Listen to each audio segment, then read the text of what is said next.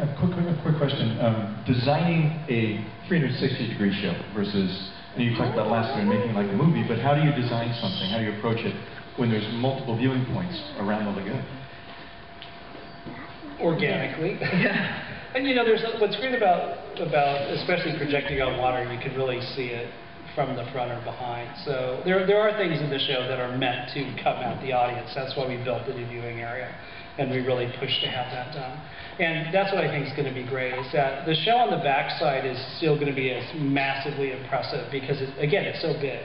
It'll be a little bit different show, too. I think we've done tests, CGI tests, where we have to fly around the room and look at the show from even just the fountains and lights from the backside, and you're like, oh, that's a whole different experience. So we're hoping that people experience from all angles. I want to put people on the wheel, the top of the wheel. I want to be there. Does Paradise Pier go dark then when the show starts, that all the lights go out in Paradise Pier? Yes, with safety in mind. So that means California Adventure will actually have to be open later at night now than what it is now. That's part of why we're doing the show. Well, because basically what happens is, like when Disneyland has fireworks and Fantasmic, it basically carries into the night hours. It becomes that, what we call the Kiss Goodnight. So that's what World of Color will be, is it will become the Kiss Goodnight for Disney's California Adventure. It's right here. What inspired us to do it? It's just looking at different mediums. We've done a lot of work with fireworks, and I always am called the guy who does the shows without people. So this was just another way to do that. The park wanted a nighttime spectacular, and they wanted it to go onto the lagoon. So we started to look at fountains. Disney hasn't gotten into the fountain world very much, so we thought we would just look at that and say, hey, what if we start to play with that, and what if we start to make characters in water, and what if, and it just kind of led down a path to making a World of Color. And every time Stephen would come to a meeting, he'd bring another toy and go, look at this! Look at the grid toy, and that's how the grid was actually developed, was he brought in one of those pin toys. He said, look at this, we can make a car, we can make a whale, we can make this. So we actually came out of a lot of really fun ideas as he was exploring it and how to create the show. And that's why, you know, and I love the Walt Disney Company because they don't, there is a cutoff point, but they let you keep dreaming down the road, which I love, is that you can keep thinking and inventing things. And thank you. Thank you, water goddess. You're the water guy, so yeah. Was there a lesson learned of what not to do or what to do from Fantasmic? I mean, you had limited space there with Fantasmic, and it must have been sort of like, wow, now we have this lagoon that we can play with water-wise. You know, it was there. It did and it didn't. You know, I think that when we started to look at it, I mean, Fantasmic is a very different show when you look at it. It's built differently, and it has a cast of 75 people in it, and mine has none. And so you had to really think about it differently. You had to think about it in a sense of how. That's a hard one to explain. That well, there was a lesson learned. Yes, I wanted screens that were just supreme. That when we looked at water, if we're going to project on it, I wanted to be able to see what's in that. And we've really pushed that a long way. The mist screen technology that we're doing is totally unique. It's brand new. We'll have the first versions of it. And that's what was fun, is that we tested one screen, and the creator of it was there, and he literally went out and made a new nozzle and sent it to us, and we tested it. And we're like, wow. He didn't even tell us he was doing it. He literally just called up and said, "Can you expect a package?" I'm like, you know, and he was so excited.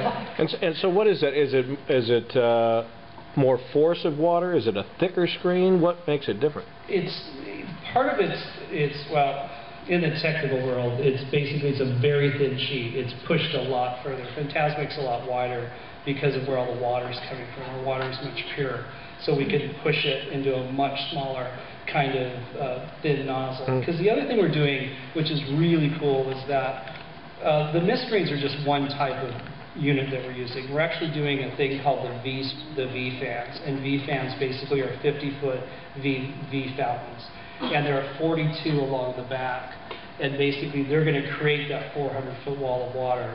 If you were looking closely at the video, you'll see 3 of them, and that's what we're projecting cars on. And when you add up 42, you're like, wow. It's really crazy. And that was tricky because it took a long time to figure out just the right nozzle for that. And what's fun about those is that they move. So they can span and fly and do all sorts of things. So you're just not locked to this kind of half dome all the time. So we can literally have 3 nozzles, we can have 18, we can fly, you know, two fountains over to 2 fans. Then that's what's going to be fun, is we're going to project on literally nothing at times. We're just going to project through kind of mist and just have things happen. And that's what I love about a lot of our French team. Fabrice Gabor, who's working with us, does a lot of the Olympics. And he's wacky. If you know the French, we love them because they really think out of the box. And it's been really fun to just see how they go about things. They did that whole clip of The Lion King, if you saw it. And the first time I saw it, I was like, wow.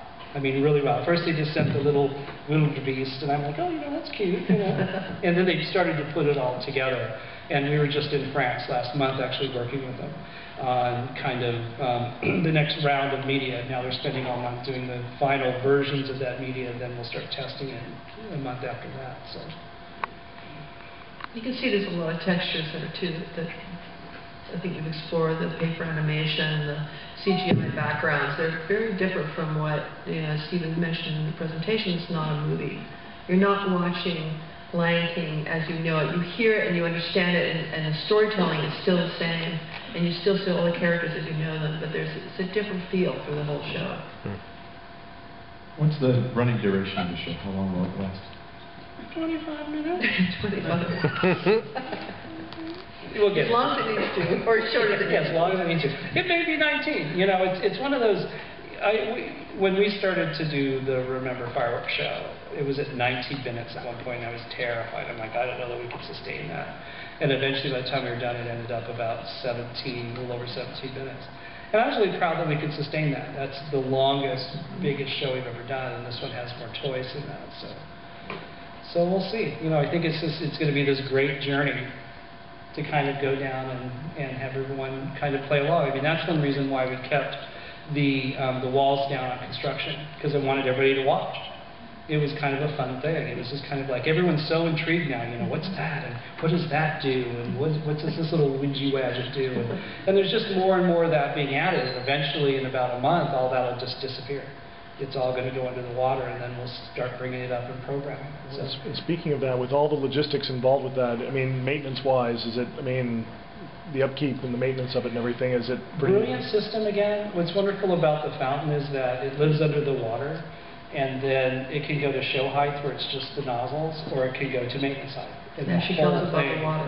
The whole thing comes out of the water. Because you can imagine we have an enormous amount of fountains out there in here.